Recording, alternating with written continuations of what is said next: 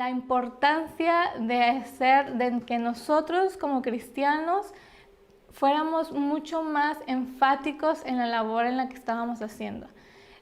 Cada vez más y a tempranas edades, desde las exposiciones a la televisión, al contenido de las redes sociales, del internet, nuestros jóvenes y niños, y es una realidad, se exponen a contenido de todo tipo.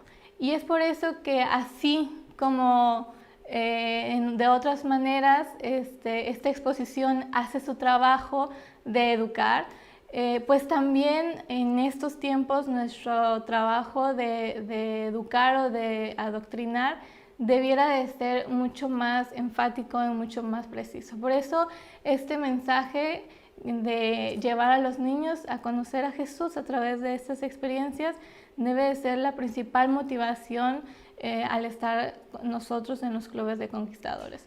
Y con esto en mente, con esta idea que nosotros tenemos de la importancia de trabajar con los niños y adolescentes, quisiera que fuéramos viendo o evaluando algunas cosas que nos pueden ayudar a distinguir de qué manera podemos ayudar más efectivamente.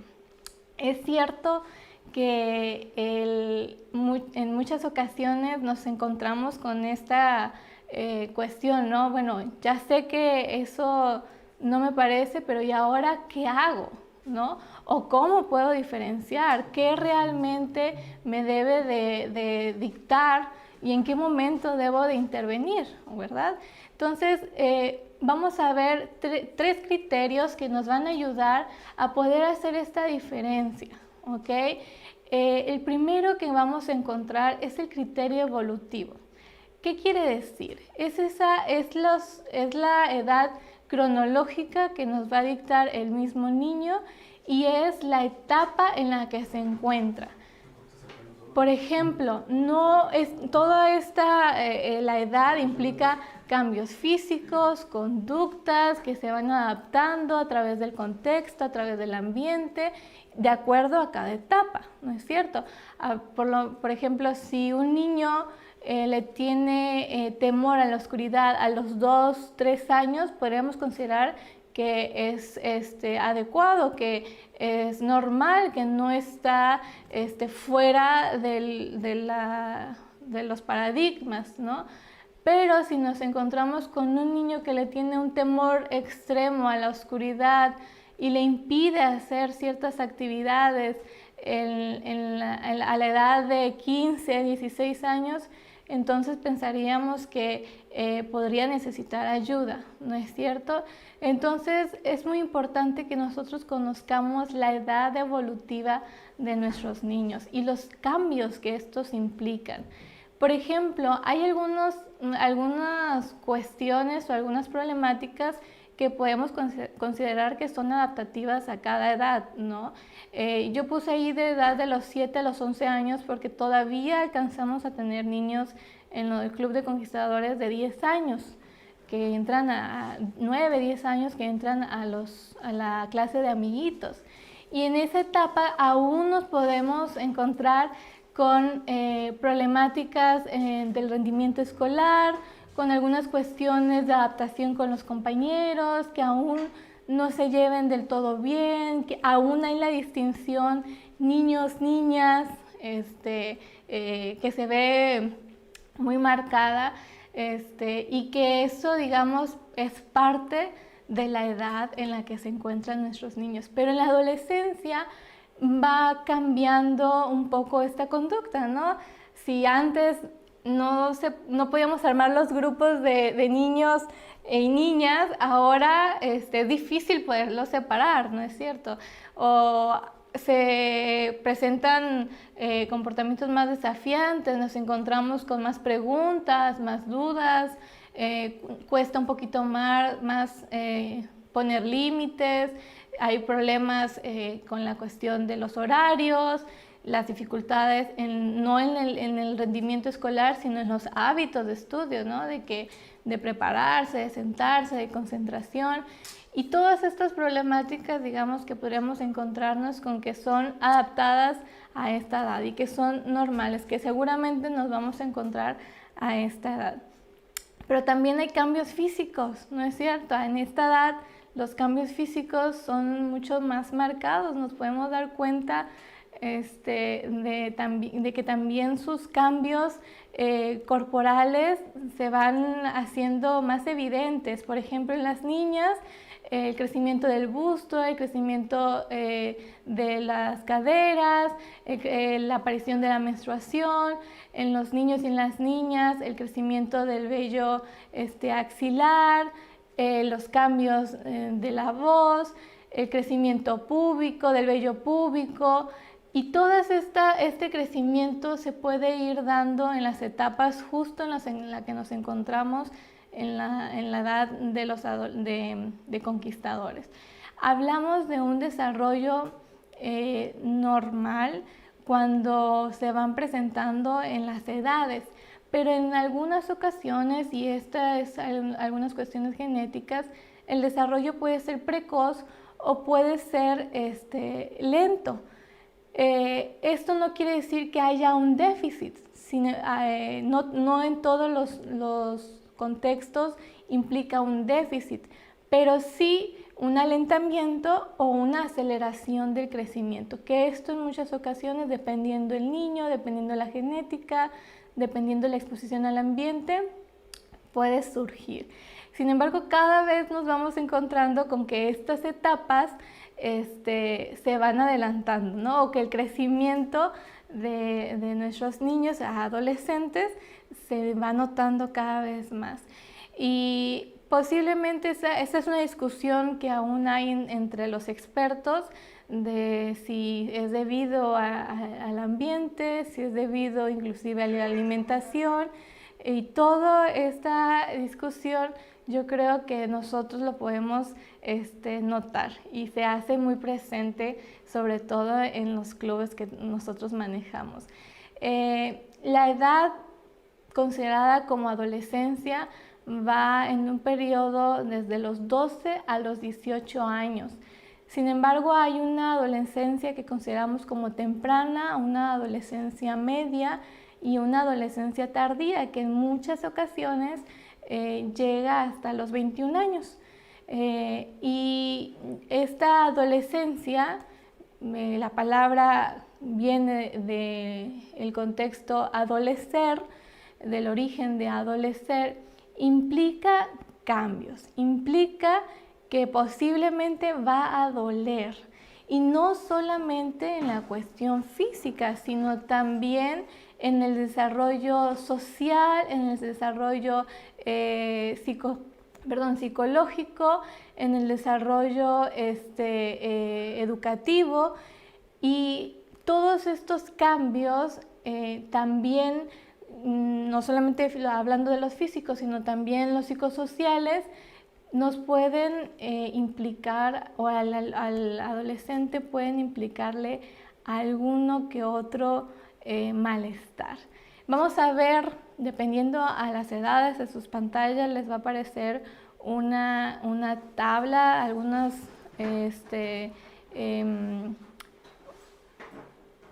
algunos puntos del desarrollo psicosocial que son de acuerdo a las edades, de 12 a 14 años, 15 a 17 años, que consideramos la adolescencia media, y de los 18 a los 21 años, considerada la adolescencia tardía que yo les mencionaba. Allí pueden ustedes, por ejemplo, en los 14 años es común encontrarnos con un mayor recelo e interés por los padres todavía, pero cuando llegamos a la edad de los 15, 17 años, esta relación puede convertirse en una relación un poquito más conflictiva. Ya no es necesario tanto la aceptación de los padres, sino más bien es más importante la aceptación de los pares, de los iguales, y por ello la preocupación del cuerpo, la preocupación de ser aceptados, la preocupación de la estima propia crece porque estamos más conscientes de que somos una persona individual que ahora yo me visto de cierta manera, que yo actúo de esa manera, pero que siempre está comparado o limitado con lo que la influencia o los pares pueden ir dictaminando, ¿no? Y ya a los 18 años, la metacognición, o sea, la capacidad de ser conscientes de nosotros mismos, digamos que, o lo que se espera es que vaya siendo más precisa. Hay mayor integración en el aspecto social, uno se va desenvolviendo más independientemente, desaparecen algunas preocupaciones respecto a la cuestión física. Sin embargo, en muchas ocasiones esta etapa puede ser de mayor crisis. Y ahora las estadísticas lo que nos dicen es que en la etapa adolescente hay más recurrencia en los trastornos emocionales, tanto trastornos anímicos como son la depresión, la ansiedad y los trastornos de personalidad, trastornos del estado alimenticios, que en esta etapa, precisamente por el tipo de desarrollo en el que nos encontramos, cuando no hay un ambiente o cuando no hay adecuadas estrategias, pueden convertirse en una problemática. De los alumnos o de los aconsejados que yo tuve la experiencia de tener hace algunos días, tengo recuerdos tan bonitos y me da un gusto poderlos ver ahora como adultos, porque la mayoría de ellos ya son adultos jóvenes, siendo y haciendo lo que más les gusta, cada uno con sus diferencias. Nada que ver, digamos, con las diferencias que tenían o cómo lo recordaba yo en las fotos cuando estaban niños, sino ahora como adultos jóvenes ya, bueno, siendo y desarrollándose exponencialmente, diría. Y es que estos cambios son precisamente los que el Club de Conquistadores puede o no ir propiciando. Y lo ideal, como veíamos al principio, es que esto suceda, ¿no? Que nosotros seamos una plataforma donde, a pesar de este desarrollo convaleciente, digamos, el aconsejado pueda tener herramientas que le ayuden en la convalecencia a ser más adaptativo, porque es lo que buscamos, no que sean todos iguales, nadie va a ser igual al otro o nadie va a tener que aceptar algunas cuestiones como son, pero sí a desenvolverse de una manera adaptativa, o sea, que funcione en su ambiente, que funcione en la escuela, que funcione en la universidad, en el trabajo, con su familia, con sus pares, ¿ok? Eso es lo que nosotros buscamos ahora y sobre todo en las etapas más adultas. Esto es muy importante. El tema del desarrollo evolutivo es muy amplio, ¿ok? Fue una pequeña pincelada, pero es muy importante que los que estamos trabajando con niños y adolescentes nos dediquemos a tener más cuidado o aprender un poco más de estas de la etapa en la que nos encontramos. Por ejemplo, si mi clase es explorador de los 13 años, bueno, debería de interesarme un poquito más en conocer la etapa en la que se encuentran mis adolescentes, ¿no? Y yo les estoy dejando allí en las pantallas, yo creo que se los pueden hacer llegar más adelante, algunas guías y algunos manuales que nos pueden ayudar, que contienen esta información más detallada. La tercera opción es una página de internet, es una organización de hecho que vela por el cuidado de los niños y de los adolescentes. Hay preguntas para maestros, para padres y para los mismos adolescentes. El contenido en su mayoría es en inglés, pero también hay contenido en español. y es una de las páginas que en lo personal me ha traído muy buenos aportes y la puedo recomendar. Se llama el Child Mind Institute.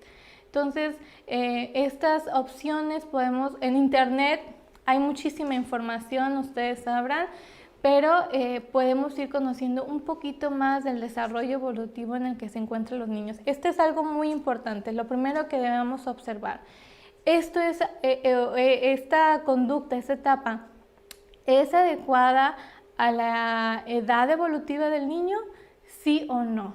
Si sí, bueno, y ya vimos que en la adolescencia es precisamente estos cambios que se dan, inclusive son cambios hormonales, que son normales, digamos, y que nosotros podemos ayudarles a adaptarse. Y cuando no, entonces requerir de una ayuda más profesional o acercarnos a alguna ayuda que sea especializada.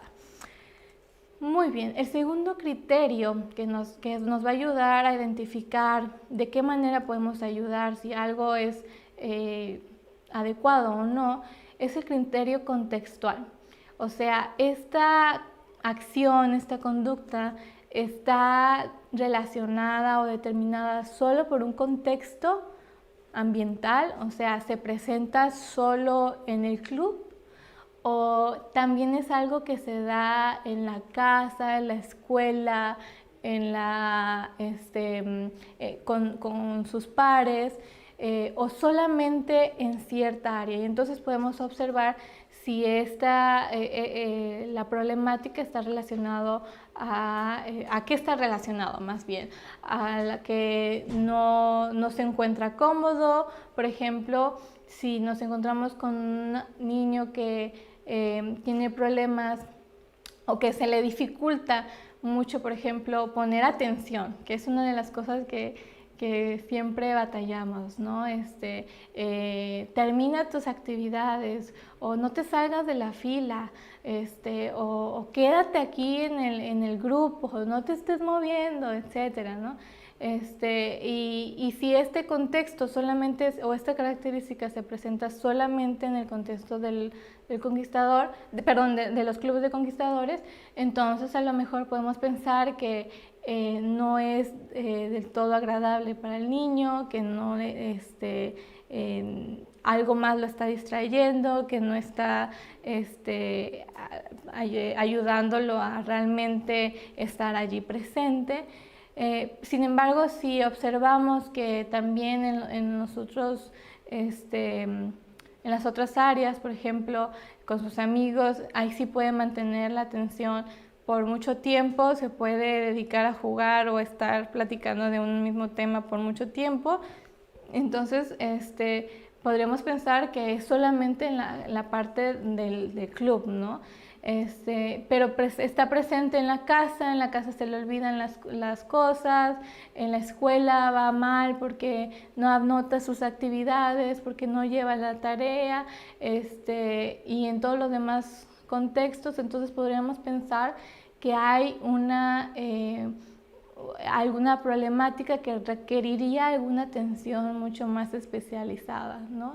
Y este criterio, para considerar que algo no está bien, debe estar presente tanto en la casa, en la escuela, con los amigos, en otro contexto social, etc. En todos los contextos para determinar. Cuando no, entonces a lo mejor habrá que cuestionar qué estoy haciendo yo o qué está pasando en el ambiente que no le está ayudando a nuestro adolescente. Muy bien, hay las circunstancias en las que un niño o un adolescente se encuentre pueden cambiar absolutamente su comportamiento. Por ejemplo, allí viene en sus pantallas un rengloncito que nos hace ver que a lo mejor un niño puede mostrarse más agresivo, colérico, desafiante, conflictivo en casa, pero tener un modelo, ser un niño modelo en casa de sus amigos, por ejemplo. O sea, no plantean ningún problema en casa, solamente no plantean ningún problema en la escuela, sino solamente en la casa. Entonces, a lo mejor podríamos pensar que el problema o la circunstancia que está pasando en casa no le está ayudando del todo. ¿Okay? Es lo que les mencionaba más adelante. Pero muchas veces también nos encontramos con el grado de tolerancia de los adultos. O sea, tenemos que cuestionar también nosotros qué tan tolerantes somos nosotros a ciertas conductas o no. Porque, por ejemplo, si yo estoy acostumbrada a que en casa hay niños que saltan, que hacen mucho ruido, que mayormente tiran, rompecosas, pues cuando me encuentro en un contexto así, por ejemplo, para mí va a ser más tolerante esa conducta. Pero, por ejemplo, a algún adulto que no esté tan acostumbrado a un ambiente de esa manera, pues posiblemente nos encontremos con que le va a ser más difícil o él va a ver como que esa conducta no está siendo del todo normal. Ahí viene un ejemplo. Un niño hiperactivo que tiene unos padres con infinita paciencia y capacidad de reconocer conductas, que también tiene una profesora tremendamente profesional y vocacional, puede no llegar nunca a una consulta psicológica hasta que cambie de profesora, porque su ambiente en donde está es muy tolerante al tipo de conductas que presenta un niño hiperactivo. Sin embargo, si la influencia cambia, también la respuesta. O sea, si esto lo podemos ver en la siguiente imagen. Si por ejemplo, la maestra o los padres son menos tolerantes a la conducta hiperactiva del niño, pues probablemente y a más temprana edad se den cuenta que esa conducta no les está pareciendo, ¿no? Nos podemos encontrar a veces que hay padres que en el supermercado nos encontramos con que el niño está haciendo el berrinche de la vida, ¿no? Pero ellos no, como decimos, no se inmutan, ¿no? Porque son más tolerantes a esa conducta. Pero a lo mejor hay otros padres que no son tan tolerantes, que se muestran un poco más impulsivos al actuar para que no se haga el berrinche. Otros padres que les preocupa mucho que sus hijos no vayan bien en la escuela, que terminan al final de cuentas haciendo la tarea, ¿no? Esos son tipos de tolerancia, digamos, a una conducta. Para algún adulto puede ser que sea una problemática, pero para otro no. Y es importante que nos cuestionemos nosotros. Esto depende mucho de nuestro background, de nuestro propio ambiente, de nuestra propia crianza, y de nuestras propias creencias también. Así que consideremos antes de descalificar o no una conducta, nuestra propia tolerancia a esa conducta considerada como problemática y veamos si está presente en todos los entornos, en todos los ambientes, para considerar que entonces necesitamos intervenir de otra manera. Y bueno, un tercer criterio que nos puede ayudar es el criterio que se llama FID, o sea, de frecuencia, intensidad y duración. La frecuencia nos va a ayudar a determinar qué tan grave es una conducta que se considera problema en cuanto al número de veces que ocurre en el tiempo. O sea, está presente 3 veces a la semana. Consideramos que, o de los fines de semana que vemos a los niños, las 4 veces que nos reunimos al mes, por ejemplo, esta conducta está presente. La intensidad nos indica qué tan grande o excesiva o deficitaria es una conducta. Por ejemplo, la conducta problema le hace retrasarse en el nivel que van todos los niños, o es tan problemática que le impide hacer de buenos amigos, o le impide hacer ciertas actividades que podría hacer, ¿no? Entonces diríamos que la intensidad es alta porque le está impidiendo hacer ciertos comportamientos.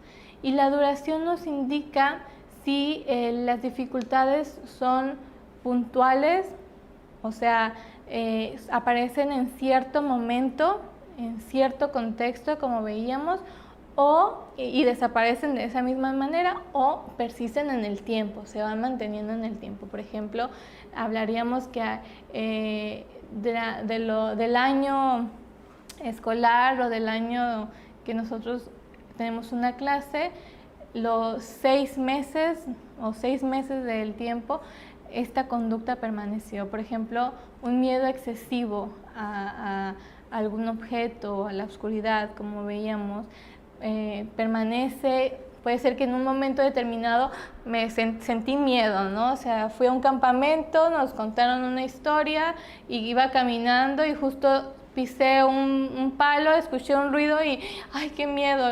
Me dio muchísimo miedo en ese momento, ¿no? Pero si esa misma actitud o ese mismo miedo continúa durante el tiempo, un tiempo determinado considerado como largo, aproximadamente 6 meses, entonces podríamos decir que este miedo o esta conductas le impide hacer algunas cosas y por lo tanto puede llegar a ser más problemática. Estos criterios son importantes para determinar entonces de qué manera considero que algo está pasando y algo es considerado como problemático a la hora, sobre todo, de intervenir. Pero hay ahora la pregunta sería, pues entonces, ¿qué hago? ¿No? ¿De qué manera, si considero que es una conducta que necesitamos cambiar o disminuir, pues entonces, ¿qué debo de hacer? Y hay dos conceptos que nos pueden ayudar también dentro de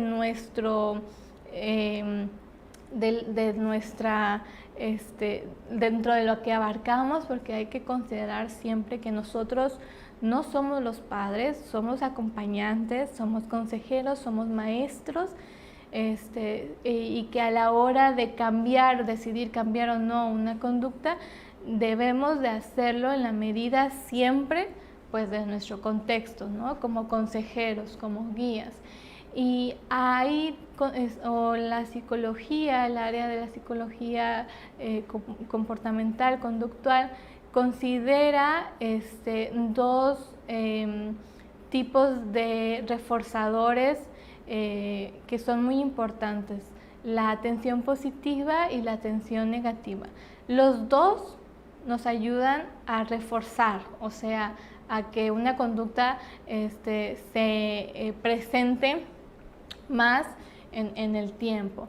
Y esto a muchas ocasiones nos trae un poco de incertidumbre, porque a lo mejor lo que nosotros queremos es que nuestro adolescente,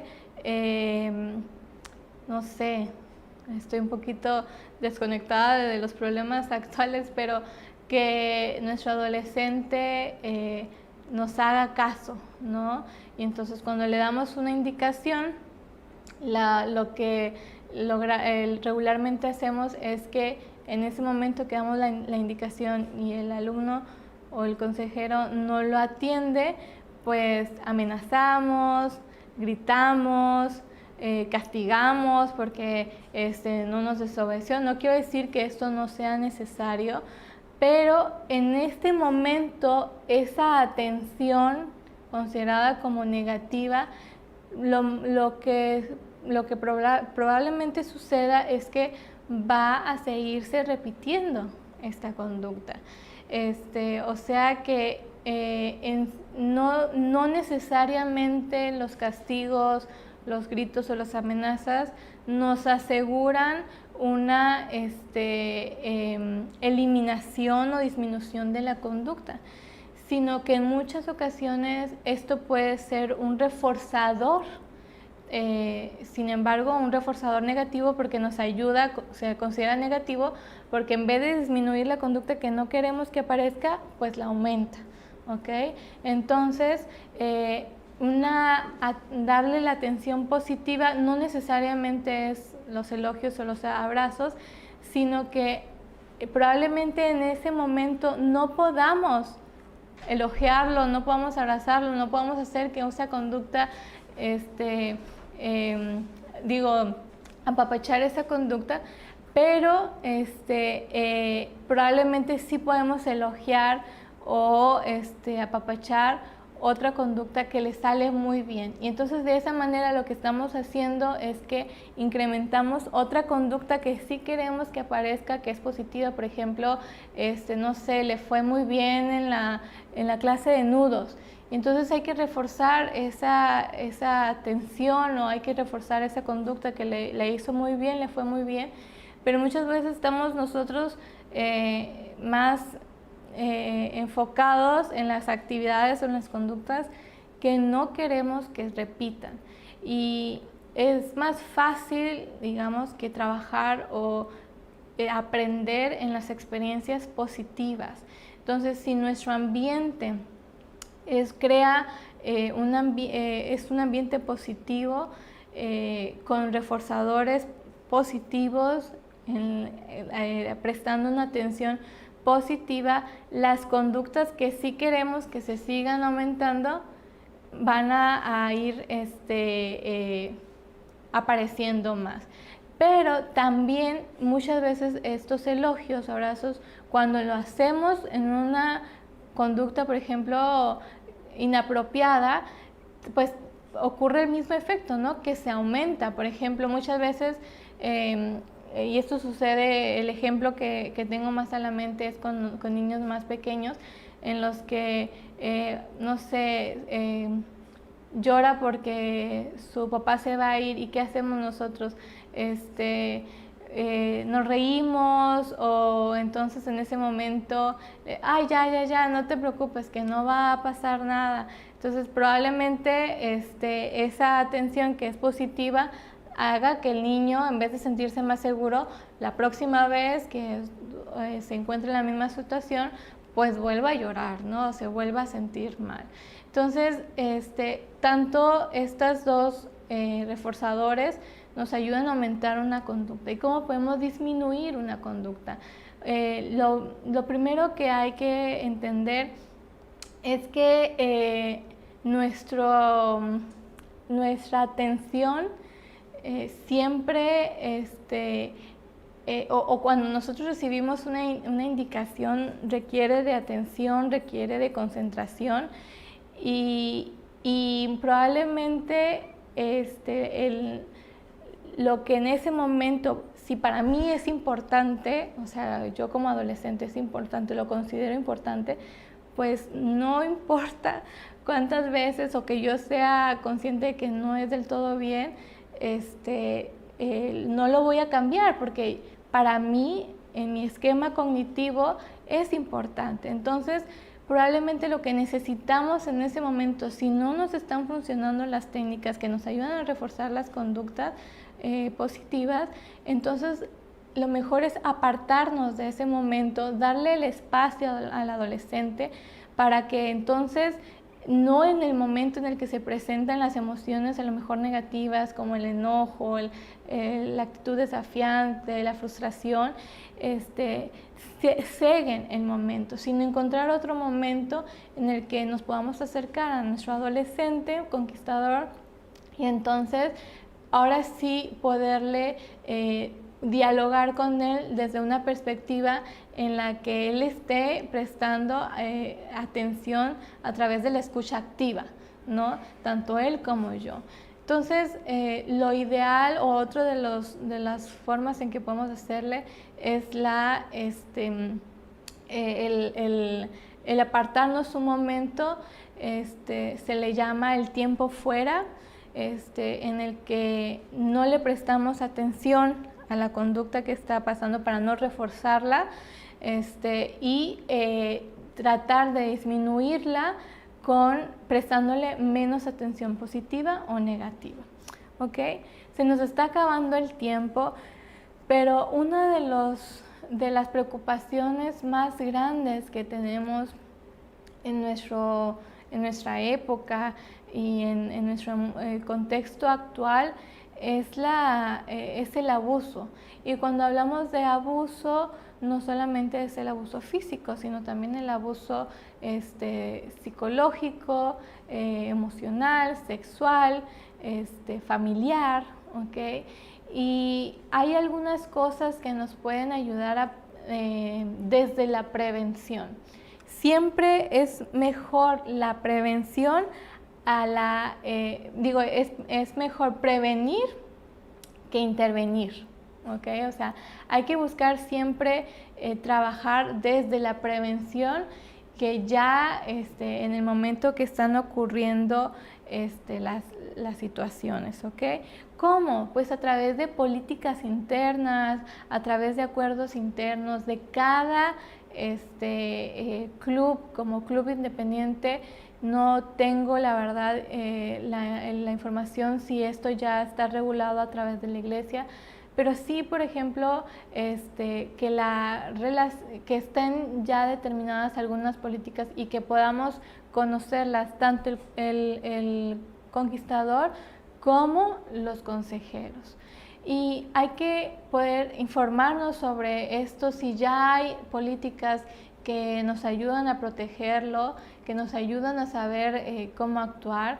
Podemos también aprender sobre el desarrollo sexual apropiado para cada edad, qué es considerado normal, en qué momento podemos entonces empezar a hablar, en esta etapa pues surgen las dudas de todo nuestro comportamiento sexual. Entonces, ¿de qué manera podemos nosotros ayudar a contestar estas preguntas? ¿Hasta qué punto yo como consejero puedo contestar? Porque probablemente no tenga yo todas las respuestas, o la familia es la que tiene la autoridad moral y final de determinar hasta qué punto desea que su niño o su adolescente conozca. Entonces, y una de las cosas que ayudan a prevenir es la fomentación de la regulación emocional. Uno de los conceptos que a mí me encanta es la inteligencia emocional. Aprender sobre inteligencia emocional para que nosotros sepamos cuándo decidir o qué hacer cuando estamos enojados, tristes, algo que no nos gusta, entonces podamos hablarlo, y hablarlo de qué manera, porque en muchas ocasiones cuando se presentan abusos de cualquier tipo, se presentan conductas agresivas o conductas de enojo, y que entonces nosotros consideramos como inapropiadas, ¿no?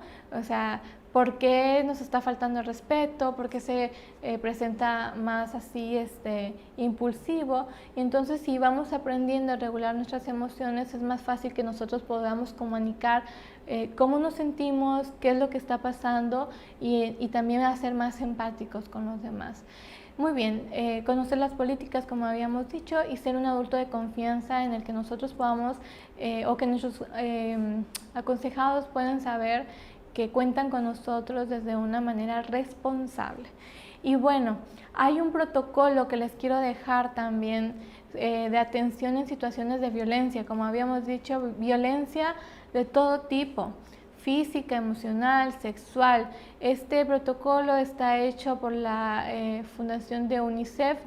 Es un protocolo que ha sido considerado como validado para varios contextos, y que nos puede ayudar en el contexto de los clubes, ¿no? A saber qué hacer si se presenta una situación de abuso, una situación de violencia, una situación de bullying, ¿ok? Bueno, la imagen no aparece en los primeros pasos, pero lo primero que hay que hacer es evidenciar la falta. Si ya estamos, si ya sabemos que hay, o somos ya informados, hemos verificado la información, entonces es muy importante que nosotros hagamos evidente, comuniquemos, y que no se esconda la información, o que no lo tratemos de manejar o minimizar. Es como una herida. si vamos a un quirófano y con hemorragias internas y etcétera, que ponen en peligro la vida de la persona, pues no vamos a atender primero la fractura, ¿no? Porque está a lo mejor más a la mano, sino que hay que atender, y a lo mejor hasta que no se abre y que no se ve, podemos ver la dimensión del problema y entonces poder hacer algo al respecto.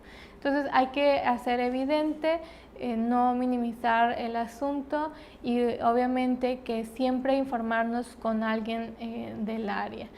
Ya no nos va a dar el tiempo, quería compartirles para finalizar una charla que me parece importante, aunque no tengamos hijos. Yo mientras estuve en el club no tenía hijos, estaba en mis primeros años de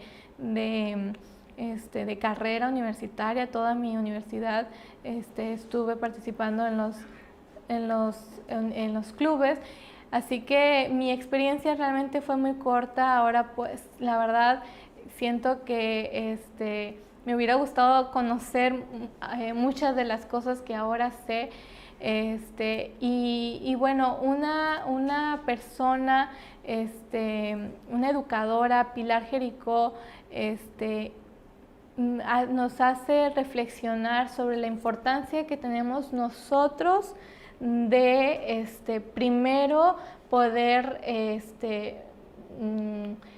rectificar o poder conocernos mejor para saber entonces cómo poder acercarnos a nuestros hijos. Y me gustó la frase, nuestros hijos, podríamos poner, nuestros conquistadores son nuestros espejos. Y la verdad es que sí, nosotros somos un reflejo, o los niños son un reflejo de los adultos.